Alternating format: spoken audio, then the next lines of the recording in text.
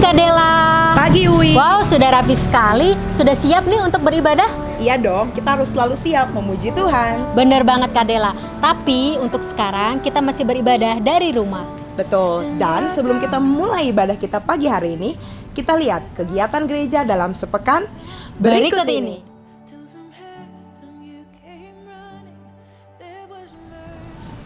Selamat ulang tahun bagi jemaat yang berulang tahun pada minggu ini. Siapa saja yang berulang tahun? Ini dia. Dalam kondisi apapun, kita harus selalu tetap bersyukur kepada Tuhan. Benar banget Kak Dela. Seperti yang Habakuk katakan, sekalipun pohon ara tidak berbunga, aku akan tetap bersorak-sorak dalam Tuhan. Dan bagi jemaat Tuhan yang terus diberkati oleh Tuhan dan rindu memberikan persembahan dan persepuluhan, dapat mentransfer ke nomor rekening berikut ini. Kak Dela, ibadah sudah mau dimulai nih. Yuk kita ke atas. Yuk, dan bagi jemaat Tuhan, mari kita mulai ibadah kita pagi hari ini. Kita rasakan jamahan dan lawatan Tuhan. Shalom, Tuhan Yesus memberkati.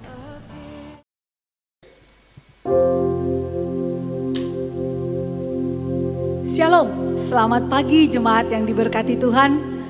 Bapak Ibu, saudara sekalian yang ada di rumah, sudah siap untuk beribadah? Saya percaya setiap kita sudah siap. Kita fokuskan hati kita, pikiran kita. Pagi hari ini kita mau datang kepada Tuhan. Kita mau naikkan syukur kita kepada Tuhan. Kita mau naikkan sembah kita kepada Tuhan. Karena kita percaya Dia Allah yang begitu baik. Dia Allah yang terlalu baik dalam kehidupan kita. Sebelumnya mari semua tundukkan kepala, kita satu dalam doa. Bapa yang baik, Allah yang kami sembah di dalam anakmu Yesus Kristus. Pagi hari ini Tuhan kami datang kepadamu. Kami naikkan syukur kami kepadamu Tuhan. Kami percaya Bapa, kalau pagi hari ini kami masih diberi kesehatan, kami masih diberi kesempatan Tuhan. Untuk kami boleh datang kepadamu Bapa, beribadah, memuji dan memuliakan Engkau Tuhan. Sekalipun kami ada di rumah kami masing-masing Tuhan.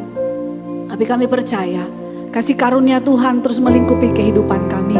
Anugerah Tuhan yang memampukan dan melayakkan kami pagi ini Tuhan. Untuk kami boleh datang kepadamu. Untuk kami boleh datang bersekutu, memuji dan memuliakan Engkau Tuhan. Mari ya Tuhan, Engkau mengurapi setiap kami Tuhan. Engkau tutup bungkus kami dengan kuasa darah-Mu. Engkau pagari dengan kuasa darah-Mu Tuhan. Biarlah hati dan pikiran kami hanya tertuju kepadamu ya Allah. Dan Engkau juga yang memberkati Tuhan. Setiap jaringan internet yang kami pakai Tuhan, Engkau tutup bungkus dengan kuasa darah-Mu Bapa. Sehingga ya Tuhan kami boleh sungguh-sungguh boleh menikmati hadirat-Mu. Kami boleh menikmati Tuhan persekutuan yang indah dengan Engkau Tuhan. Terima kasih Tuhan Yesus. Ini kami datang kepadamu Bapa. Kami mau menyembah Engkau Tuhan. Kami mau memuji Engkau Tuhan. Bahkan kami rindu, kami mau mendengar kebenaran firman-Mu Bapa. Tutup bungkus kami dengan kuasa darah-Mu Bapa. Dan biarlah Engkau pimpin ibadah pagi hari ini dari awal pertengahan hingga akhirnya Tuhan. Dan biarlah nama Tuhan saja yang ditinggikan dan dipermuliakan. Terima kasih Tuhan Yesus. Kami buka ibadah pagi hari ini di dalam nama Tuhan Yesus. Tuhan dan Juru Selamat kami yang hidup. Haleluya. Amin. Bapak Ibu Saudara yang dikasihi Tuhan. Mari dengan segenap hati kita mau katakan Tuhan, hanya Engkau Juru Selamatku Tuhan. Engkau Allah yang setia. Engkau Allah yang tidak pernah terlambat menolong setiap kami.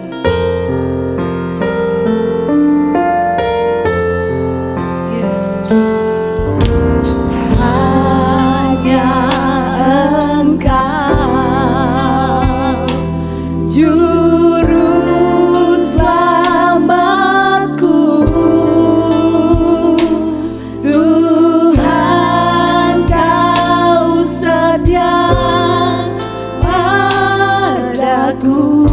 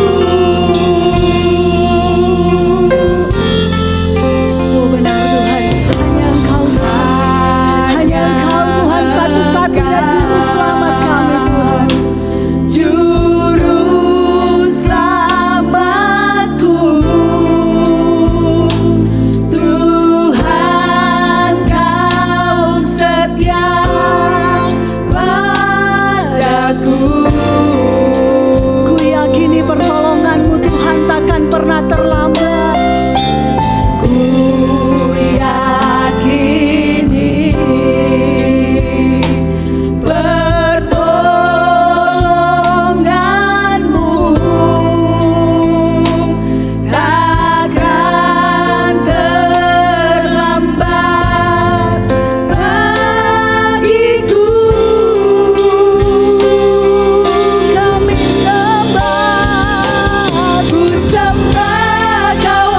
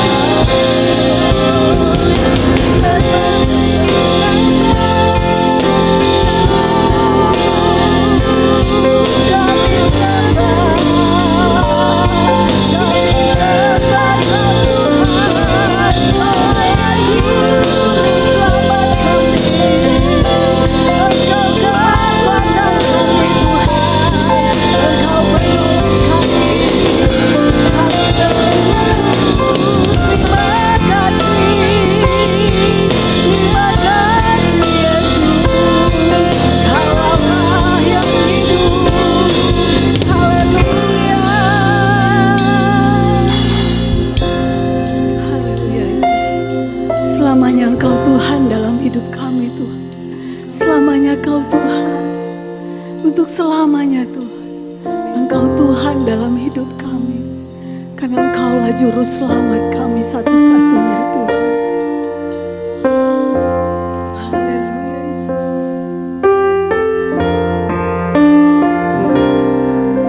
Selamanya Kau Tuhanku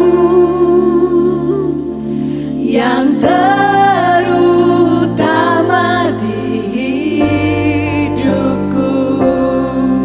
Tak akan ku lepaskan pengharapan di dalam-Mu. Selamanya Kau Tuhan yang terutama di hidupku. Tak akan ku lepaskan pengharapan di dalam-Mu.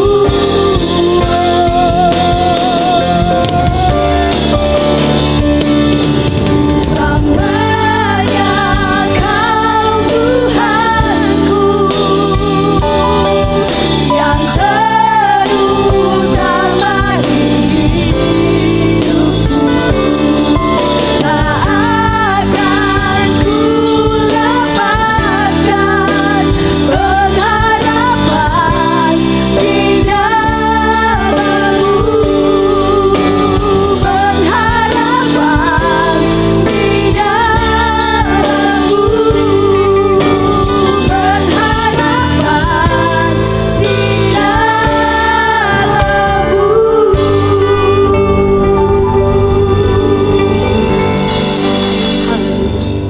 Haleluya, haleluya Tuhan. Kami tidak akan pernah Tuhan, kami tidak akan pernah berharap kepada yang lain. Kami hanya berharap kepadamu Tuhan. Karena Engkaulah pengharapan kami, Engkaulah juru selamat kami, Engkaulah penolong kami Tuhan. Dan kami percaya Bapa, kami punya Tuhan yang dahsyat dan luar biasa. Terima kasih Tuhan Yesus. Lebih lagi Tuhan, kami mau memuji Engkau Tuhan. Kami mau menyatakan Tuhan, Engkau baik. Engkau baik Tuhan, haleluya. Terima kasih Tuhan Yesus. Dalam nama Tuhan Yesus, terimalah penyembahan kami Bapa. Haleluya. Amin. Haleluya. Saudara percaya Tuhan Yesus baik?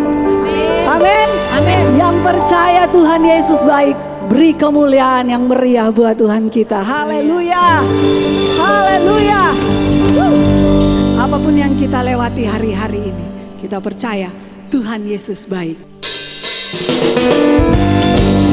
Sungguh tiada berkesudahan kasih setia Tuhan. Hari lepas hari kita boleh merasakan kebaikan Tuhan dalam kehidupan kita.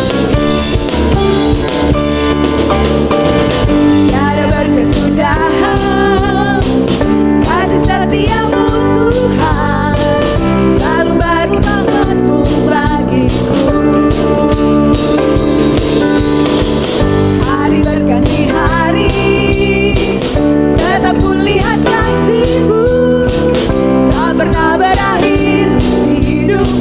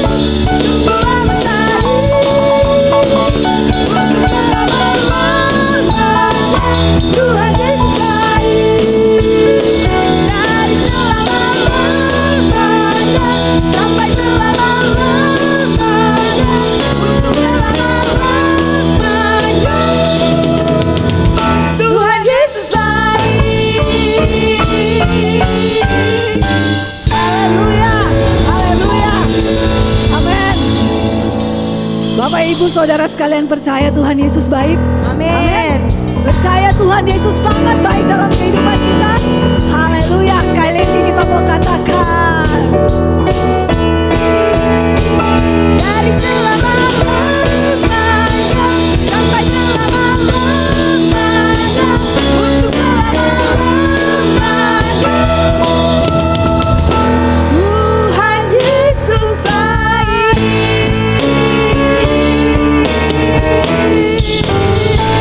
Haleluya.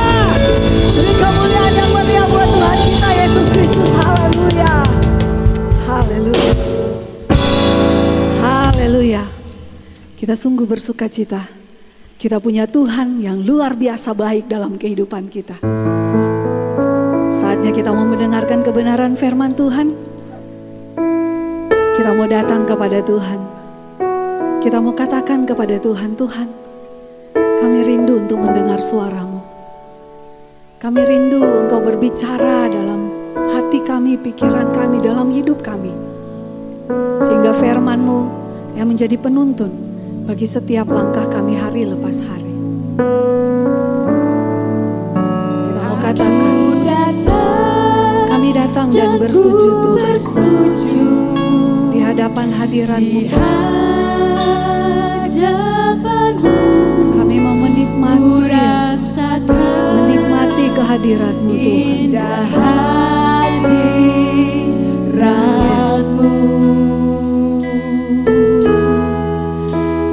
Ku buka mata hatiku dan seluruh jiwaku untuk ku nikmati firman-Mu.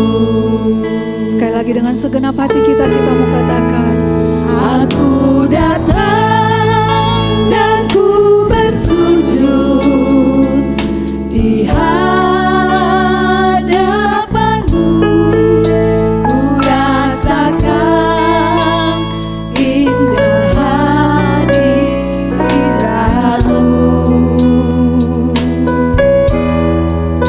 Laku buka mata hatiku dan seluruh jiwaku untuk ku nikmati firman-Mu.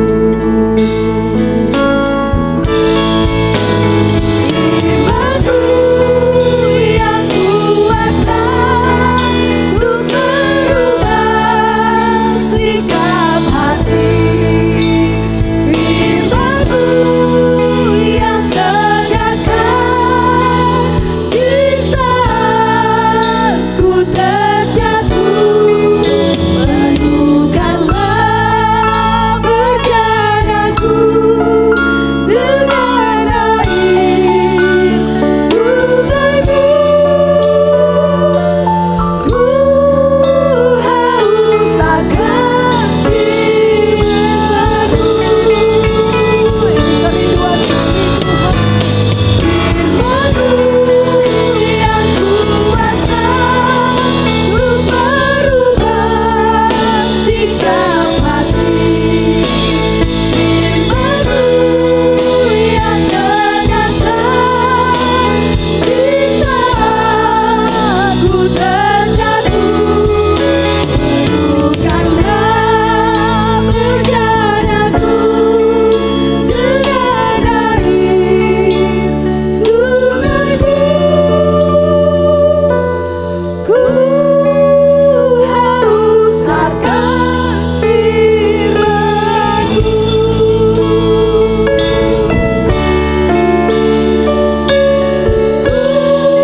haus akan firman-Mu.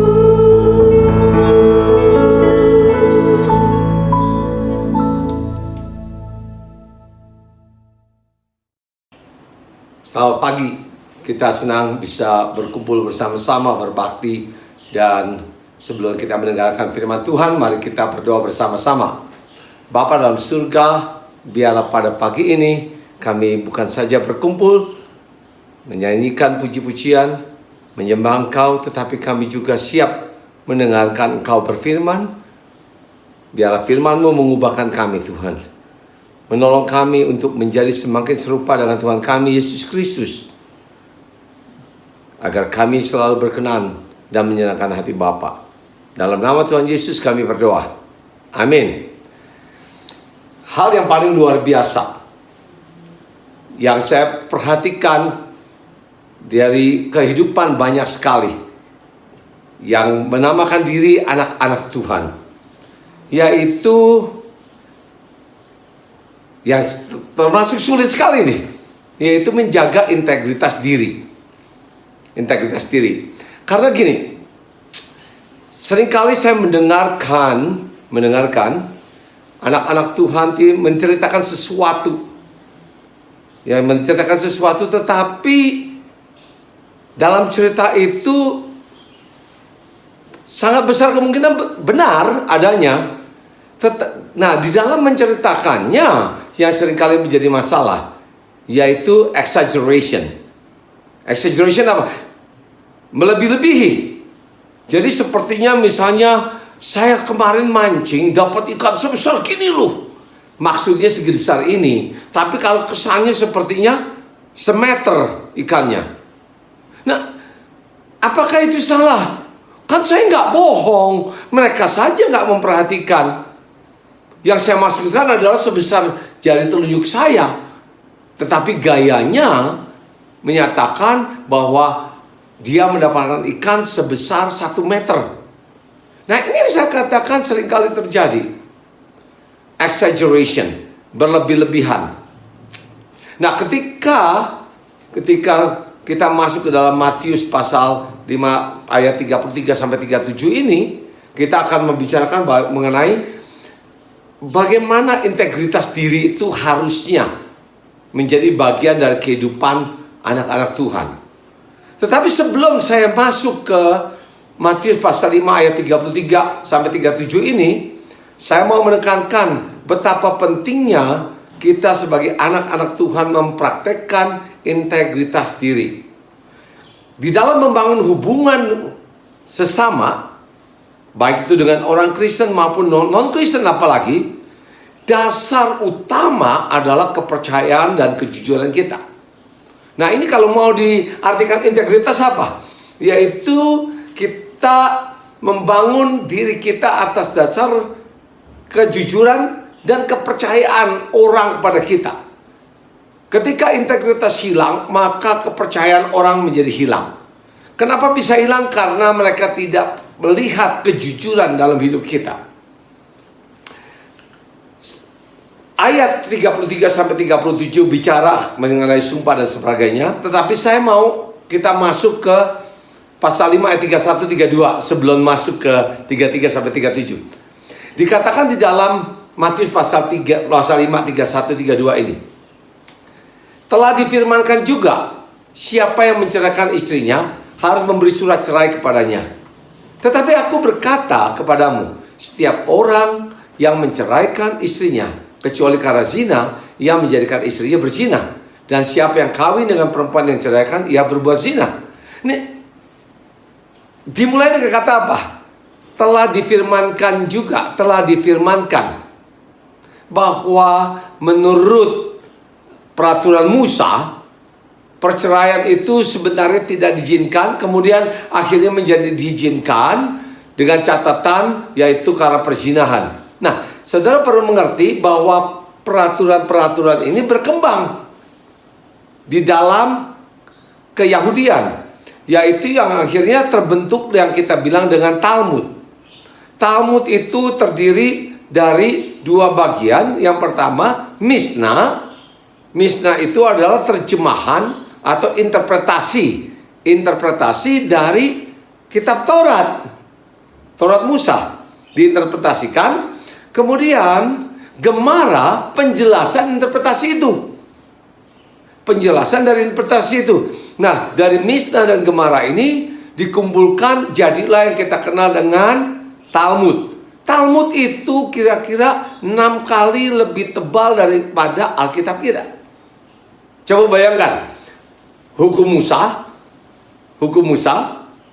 itu dibuatkan yang namanya interpretasi yang kita kenal dengan Mishnah. Kemudian interpretasi itu dijelaskan lagi dengan Gemara, kemudian nanti disatukan menjadi Talmud yang tebalnya 6 kali dalam Alkitab kita. Ada 2 tokoh terkenal dari ahli Taurat yang Yahudi ini yang membuat semua ini terjadi, yaitu Hillel dan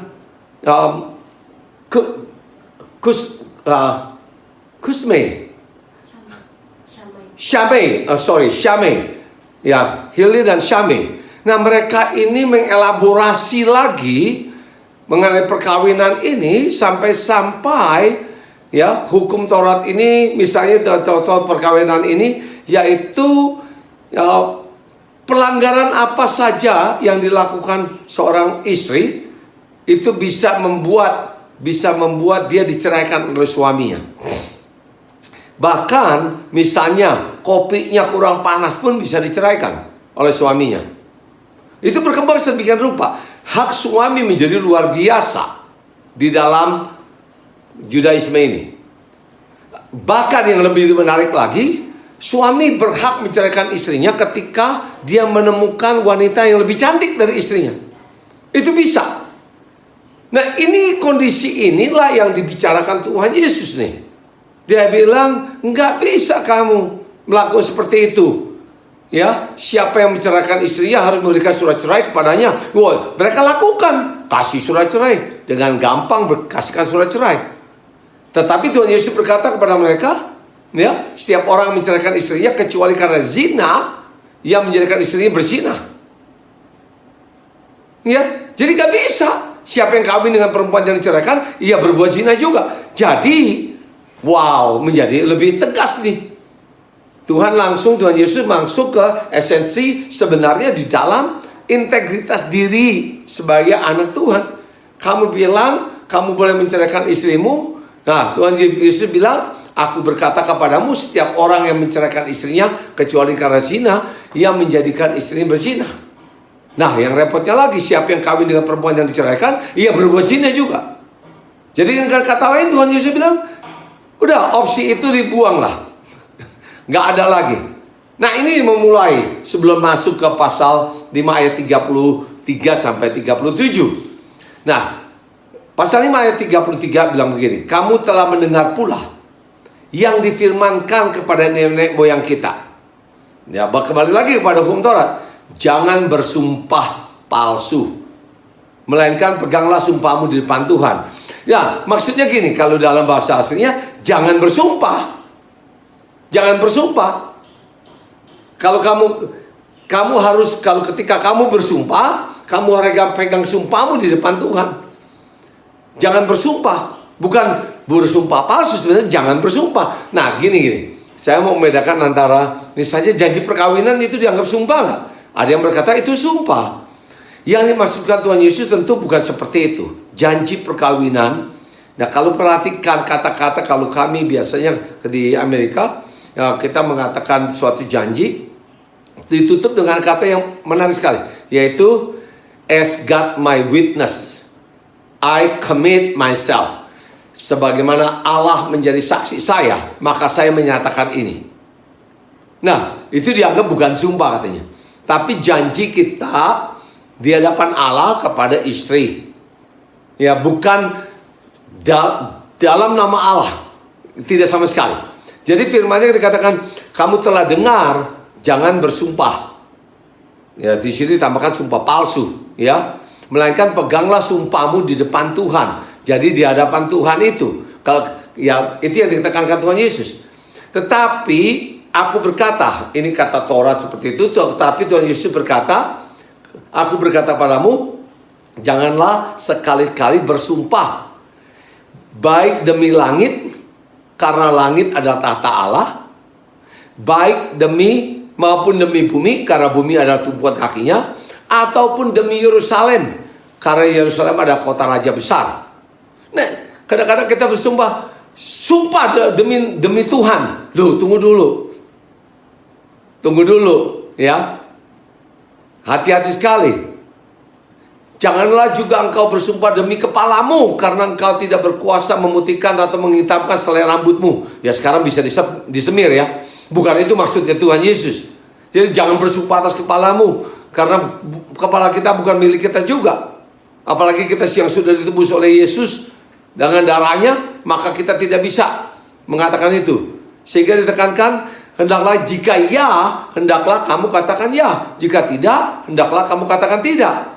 Apa yang lebih daripada itu berasal dari si jahat. Nah, saya mau ingatkan, yang dikatakan dengan ya, hendaklah kamu katakan ya, tidaknya kamu harus tidak. Tetapi kita harus kembali kepada basic pertama, yaitu seberapa mengertinya kita firman Tuhan. Apakah kita sudah mengelaborasi firman Tuhan, mengelaborasi atau exaggerated, memekalkan firman Tuhan itu sedemikian rupa menurut selera kita, sehingga kebenaran firman itu berkembanglah seperti yang dilakukan oleh Hildil dan Syamei. Yang mereka lakukan adalah mengembangkan itu sedemikian cocok dengan seleranya mereka. Ini yang saya bilang, hati-hati. Kalau kita sudah bilang ya, kita berkatakan hendaklah ya, kita ya berdasarkan firman Tuhan, wah keren. Tapi firman Tuhannya itu sedemikian lupa dipoles memenuhi standarnya kita. Kemudian kita bilang, ya saya mengatakan ya berdasarkan firman Tuhan.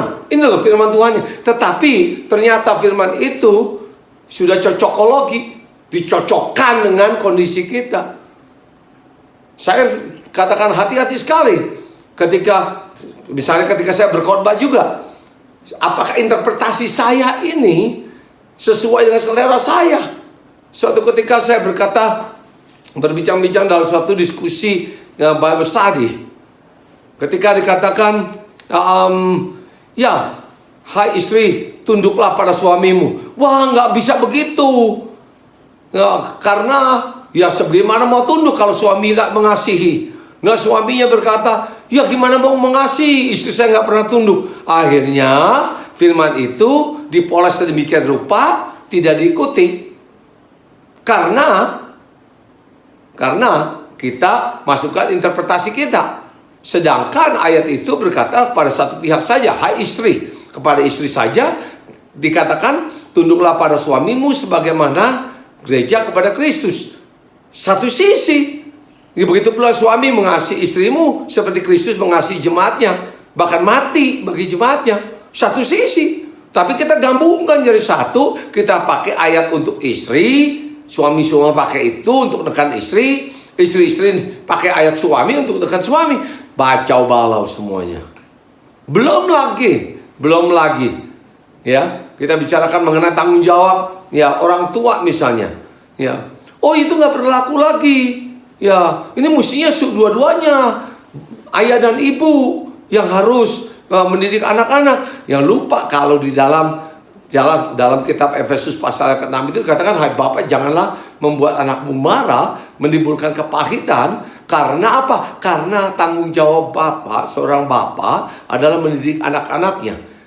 Ketika dia tidak mengambil tanggung jawab itu, maka itu yang menjadi celaka. Oh enggak, itu tanggung jawab bersama kok. Enggak cuma bapak, ibu juga. Pada faktanya seringkali persoalan paling besar bapak-bapak tidak ambil tanggung jawab. Saya mengiyakan firman Tuhan, tetapi firman Tuhan yang kayak gimana? Jadi iya, saya mau tunduk pada firman Tuhan, tetapi dengan catatan. Nah, ini yang saya mau katakan supaya kita berhati-hati sekali di dalam menyikapi yang dikatakan Tuhan Yesus, hendaklah iyamu, kamu katakan iya berdasarkan firman Tuhan, hitam dan putih. Jangan diinterpretasikan kemudian digabung-gabungkan dengan ayat-ayat yang menurut selera kita lebih cocok, dan kita ganti iya kita berdasarkan iyanya kita, bukan berdasarkan firman Tuhan juga. Akhirnya ini masalah ke depan. Orang-orang tidak melihat, katanya ya orang Kristen tetapi tidak hidup ya sebagai orang Kristen. Tidaknya kita kondisional, tergantung. Ya, saya tidak katakan tidak dengan kondisi-kondisi tertentu. Nah, ini yang dimaksudkan supaya kita berdiri teguh kepada apa yang kita katakan. Kalau ianya kita, terus berubah lagi, besok enggak jadi enggak. Lusa bisa iya lagi. Nah, seberapa jauh pernyataan kita itu bisa kita pegang. Nah, kemudian saya mau ajak kita lihat sama-sama. Nah, di dalam bagian yang lain, misalnya Matius pasal 15 ayat 5 sampai 9 ini. Ada yang menarik. Contoh yang seperti yang saya katakan, bagaimana firman Tuhan dipelintir sedemikian rupa sehingga terjadilah yang perkataan kita iyanya kita sebenarnya tidak, tidaknya kita sebenarnya iya. Ini Matius 15 ayat 5 sampai 9 membicarakan masalah memberikan korban persembahan.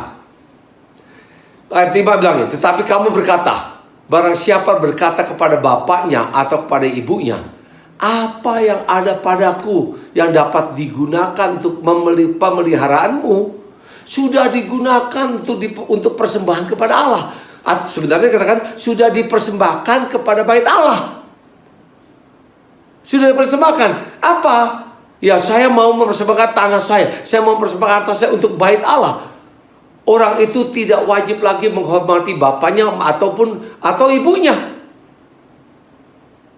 Dengan demikian, firman Allah kamu nyatakan tidak berlaku demi adat istiadatmu sendiri. Nah, kita membentuk adat istiadat sendiri nih. Wah, sepertinya sangat rohani sekali ya. Memberikan persembahan kita kepada bait Allah, untuk Allah. Dengan demikian, kita menghindar dari tugas tanggung jawab kita untuk menghormati, untuk memelihara orang tua kita. Tuhan Yesus bilang apa? Kamu sudah menyatakan firman Allah itu tidak berlaku. Iyanya kamu tidak sebenarnya. Tapi kelihatannya keren kan? Hati-hati sekali.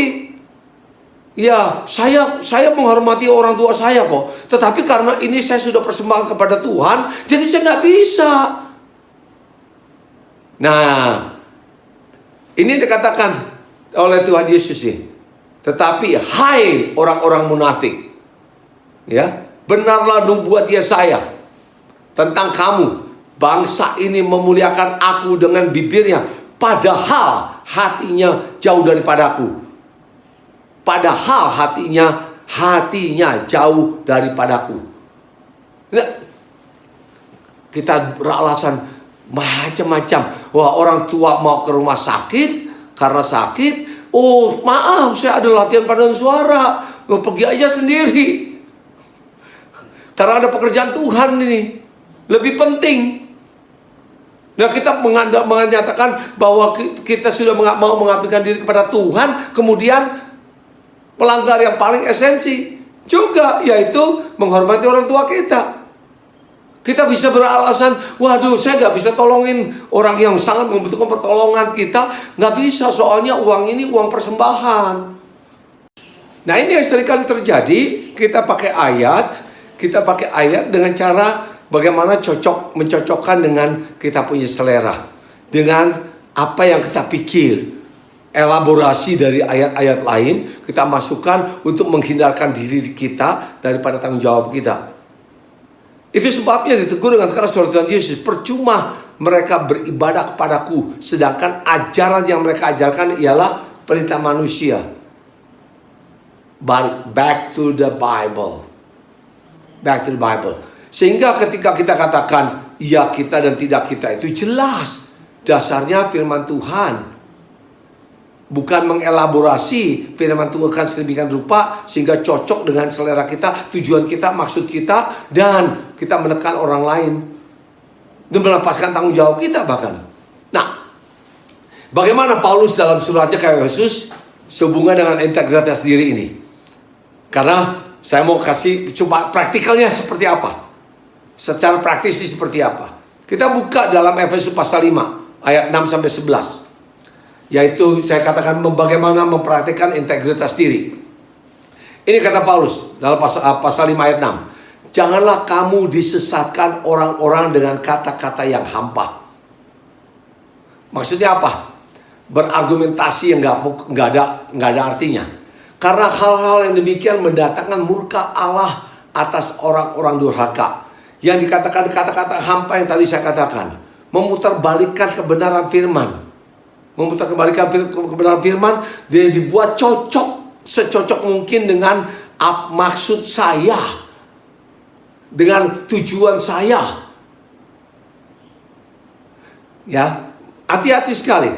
Itu sebabnya dikatakan, sebab itu janganlah kamu berkawan dengan mereka. Berkawan dengan orang-orang yang suka memputarbalikkan kebenaran firman. Itu mendatangkan murka Allah. Ayat selanjutnya berkata, memang dahulu kamu adalah kegelapan. Dia bilang dulu, tetapi sekarang kamu adalah terang. Jelas nih, gelap dan terang di dalam Tuhan. Sebab itu hiduplah sebagai anak-anak terang. Karena terang hanya berbuahkan kebaikan dan keadilan dan kebenaran. Lihat ini. Jadi ketika kita hidup di dalam terang, maka kita akan membuahkan kebaikan, keadilan dan kebenaran. Jadi kita harus hidup menurut ini, standar ini. Ya, kemudian ditutup dengan gini, dan ujilah apa yang berkenan kepada Tuhan. Janganlah turut mengambil bagian dalam perbuatan-perbuatan kegelapan yang tidak berbuahkan apa-apa, tetapi sebaliknya, telanjangilah perbuatan-perbuatan itu. Kita yang berpegang teguh kepada firman Tuhan, ianya kita iya, tanpa memoles-moles, tanpa mencari-cari ayat pendukung lain supaya membenarkan diri kita. Sedangkan kita tahu, saya yakin, kalau Roh Kudus ada dalam hati kita, conscience kita, hati nurani kita akan menuduh kita sudah tidak melakukan apa yang seturut dengan firman Tuhan. Stop itu. Itu sebabnya ketika kita katakan dalam pasal 5 Matius 5 ayat 37, jika ya, hendaklah kamu katakan ya berdasarkan firman Tuhan yang kamu tahu dan kamu mengerti dan kamu pegang itu. Jika tidak, hendaklah kamu katakan tidak, tanpa harus sampai embel-embel. Tidak kalau, iya kalau. Tidak sama sekali. Apa yang lebih daripada itu berasal dari si jahat. Iyanya kita. Itu integritas diri. Itu yang harus kita jaga. Mulut kita. Ketika saya bilang saya mau lakukan, saya lakukan. Karena itu yang saya nyatakan di hadapan Tuhan. Kalau saya berkatakan tidak, saya tahu itu tidak boleh, dan saya harus katakan tidak, dan tidak saya tetap sekarang, besok, minggu depan, bulan depan. Tetap tidak. Iyanya saya akan iya dan selalu iya. Sesuai dengan firman Tuhan. Saya berharap kita semua belajar dari bagaimana kita menjaga integritas diri kita di hadapan Tuhan ini. Dari apa yang ditekankan oleh Tuhan Yesus. Begitu pentingnya integritas diri kita. Karena nilai yang paling akhirnya yang bisa menyelamatkan orang lain, bisa membawa orang kepada Kristus adalah ketika kita hidup dalam integritas diri yang benar di hadapan Tuhan. Integritas diri kita dibangun atas dasar firman Tuhan. Tidak lebih, tidak kurang. Jangan dikurangi, jangan dilebihi. Mari kita berdoa. Bapa, terima kasih atas kesempatan untuk belajar dari Matius pasal kelima ini. Bahwa kami sudah seharusnya hidup seturut dengan firman Tuhan dan mengikuti seluruh perintah Tuhan dengan sebaik-baiknya. Sehingga apapun yang kami putuskan, perkataan kami iya dan tidak menjadi jelas karena berdasarkan firman Tuhan.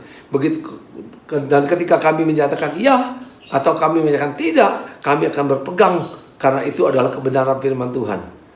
Ajar kami Tuhan untuk tidak bermain-main dengan cocokologi, mencocokkan firman Tuhan sesuai dengan selera kami, tapi betul-betul menghidupi hidup kami seturut dengan firman Tuhan. Terima kasih Bapa. Terima kasih untuk kesempatan belajar firman-Mu ini. Karena kami berdoa di dalam nama Tuhan kami Yesus Kristus, Juru Selamat kami yang hidup. Amin.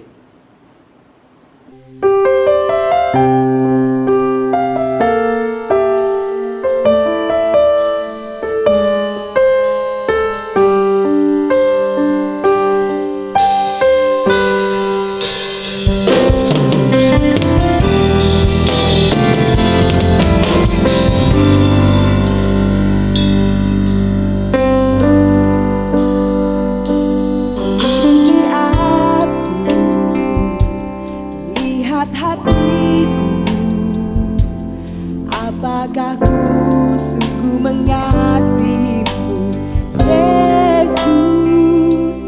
Kau yang maha tahu dan menilai hidupku. Tak ada yang tersembunyi bagimu. Telah ku lihat kebaikanmu yang tak pernah habis di hidupku.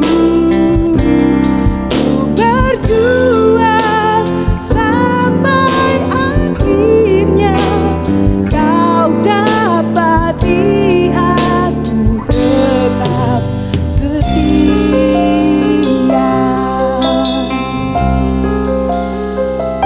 Selidiki aku, lihat hatiku, apakah ku sungguh mengasihimu, Yesus?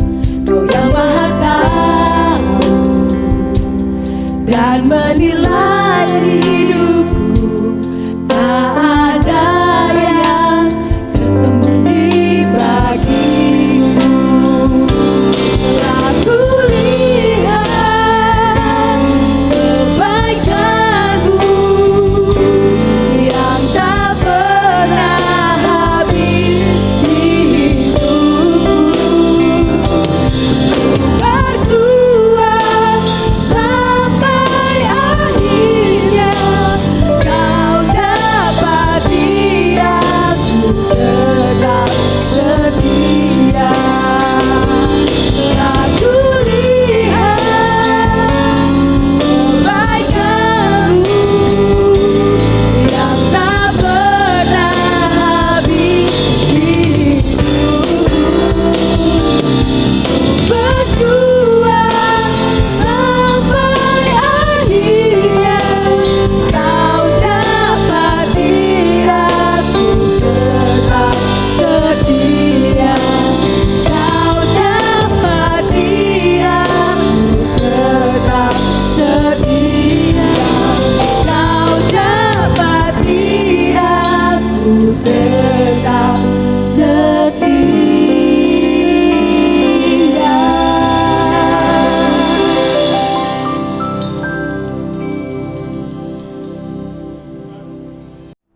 Jemaat yang kekasih dalam nama Tuhan Yesus Kristus, tadi kita sudah dengarkan firman Tuhan yang memberikan kekuatan dan peneguhan bagi setiap kita. Dan sekarang saatnya jemaat kita akan mengadakan doa syafaat. Mari kita tundukkan kepala bersama-sama. Firman Tuhan mengatakan, tetapi orang-orang yang menanti-nantikan Tuhan mendapat kekuatan yang baru. Mereka seumpama raja wali yang naik terbang dengan kekuatan sayapnya. Mereka berlari dan tidak menjadi lesu. Mereka berjalan dan tidak menjadi lelah. Mari kita berdoa. Segala puji, hormat, syukur kami naikkan kepada Tuhan Allah yang Maha Besar, Allah yang kami kenal di dalam nama Tuhan Yesus Kristus, Allah pencipta langit alam semesta ini, Allah yang mengendalikan dan berdaulat atas segala sesuatunya. Kepadamu ya Tuhan kami datang bersujud. Engkaulah yang punya kekuasaan dan kekuatan. Engkaulah Allah yang Maha Besar. Kami bersyukur Tuhan untuk kebenaran firman Tuhan. Kami bersyukur untuk hamba Tuhan yang sudah sampaikan firman Tuhan dengan setia. Dan kami percaya setiap kebenaran firman Tuhan yang sudah dibagikan tadi memberikan kekuatan, meneguhkan panggilan iman kami sebagai orang yang percaya kepada Engkau.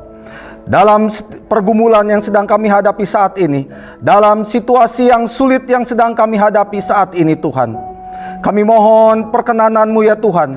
Kiranya Engkau memberkati umat-Mu, jemaat-Mu ya Tuhan. Kiranya Engkau memberikan kepada kami terus Tuhan iman yang kuat dan teguh. Di tengah-tengah situasi yang sulit, kami tidak menjadi lemah, kami tidak menjadi putus asa, tapi kami tetap punya pengharapan kepada Allah yang Maha Besar, Allah yang membuat segala sesuatu yang mustahil menjadi tidak mustahil. Teguhkan iman dan pengharapan kami pagi ini ya Tuhan. Kami juga berdoa kiranya Tuhan memberkati jemaat kami, pribadi lepas pribadi, keluarga lepas keluarga, agar di tengah situasi seperti ini mereka tetap kuat, keluarga-keluarga tetap harmonis, tetap ada dalam kasih Tuhan satu dengan yang lain. Kami juga berdoa Tuhan untuk orang-orang yang bekerja, untuk orang-orang yang usaha, untuk orang-orang yang hari ini mungkin sedang mengalami pemutusan pekerjaan. Kami mohon biar kiranya Tuhan memberkati mereka.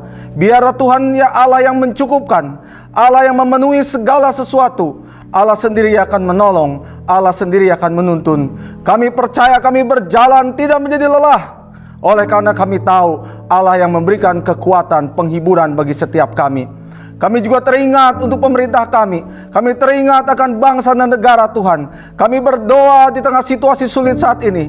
Kami mohon kiranya Allah tetap memelihara kami dengan kesatuan dan persatuan. Di tengah situasi ekonomi yang sulit yang tidak menentu, kami mohon kiranya Tuhan menghindarkan bangsa ini dari ancaman resesi.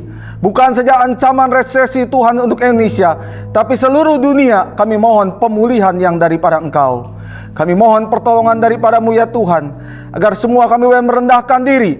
Kami boleh mengingat di tengah situasi yang sulit saat ini, di tengah tantangan yang sudah berubah Tuhan, biarlah kami boleh diajar bahwa yang terbesar, yang paling berkuasa adalah Tuhan Yesus sendiri. Sungguh Tuhan, hari-hari ini biar banyak orang merendahkan diri, banyak orang mencari Engkau, banyak orang berbalik kepada Engkau, banyak orang menggantungkan harapan kepada Engkau. Dan biar lewat peristiwa ini, lewat pandemi ini, kami belajar untuk melihat dan menyadari kemahakuasaan dan kehebatan Engkau Tuhan dalam segala sesuatunya. Membuat kami semua sadar kami tidak ada apa-apanya di hadapan Engkau Tuhan. Bapa, pada akhirnya Tuhan, kami mau serahkan para hamba Tuhan, kami serahkan para pelayan-pelayan ibadah, kami serahkan guru-guru sekolah minggu, yang minggu demi minggu mereka sudah setia dalam melayani lewat gereja-Mu di tempat ini.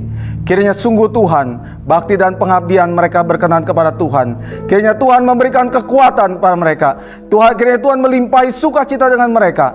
Dan biar mereka boleh menemukan lewat pelayanan ini untuk menyenangkan hati Tuhan. Dan lewat ibadah ini, lewat pelayanan kegiatan di gereja ini, biar gereja ini menjadi gereja yang senantiasa mempermuliakan nama Tuhan. Terima kasih Bapa, terima kasih. Kami percaya Engkau Allah yang Maha Besar. Terpujilah nama-Mu ya Tuhan, dari sekarang sampai selama-lamanya.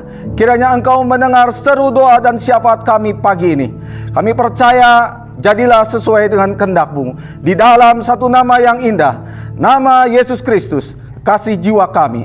Kami bersyukur dan berterima kasih. Haleluya. Amin. Baik, mari kita berdoa. Terima kasih Bapak sekali lagi untuk bisa bersekutu bersama-sama, belajar firman-Mu, diubahkan menjadi semakin serupa dengan Engkau Tuhan kami Yesus Kristus.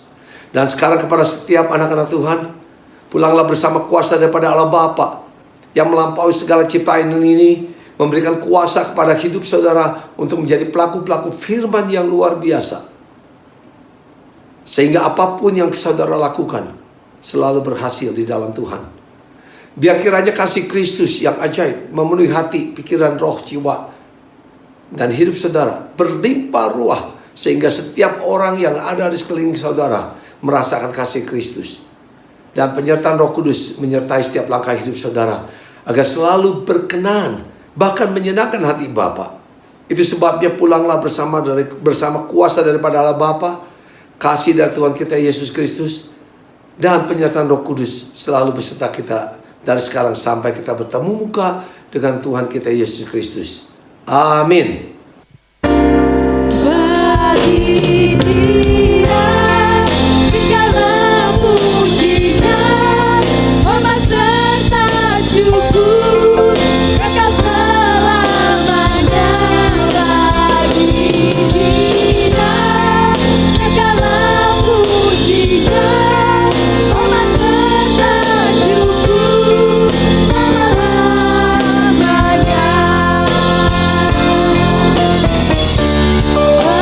Bagi